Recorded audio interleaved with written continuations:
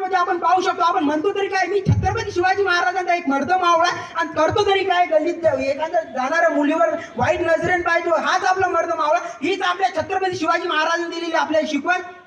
हेच आपल्या छत्रपती शिवाजी महाराजांचे विचार आपल्याला कधी त्यांच्या दरबारामध्ये फक्त नाही का स्त्रियांना आई आणि बहिणीच्या नजरेने पाहता. आपलं कर्तव्य काय आहे तर छत्रपती शिवाजी महाराजांच्या विचारावर चालणे, त्याचे विचार आपल्या आचरणात घेणं.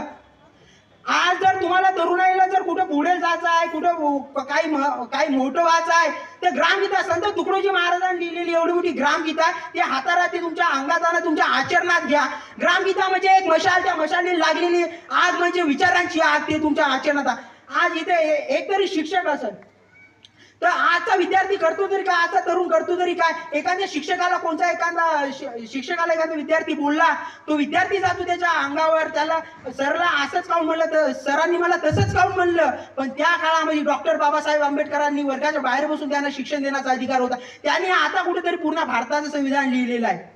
मी जाता जाता एवढंच म्हणतो, पाने को अभी कहीं मुकाम बाकी है, इस खेल के कई इम्तिहान बाकी है. पाने को अभी कहीं मुकाम बाकी है, इस खेल के कई इम्तिहान बाकी है. अभी तो नापी है हमने मुट्ठी भर जमीन, अभी तो नापी है हमने मुट्ठी भर जमीन, अभी तो आगे पूरा आसमान बाकी है, अभी तो आगे पूरा आसमान बाकी है. धन्यवाद. जय हिंद, जय भारत.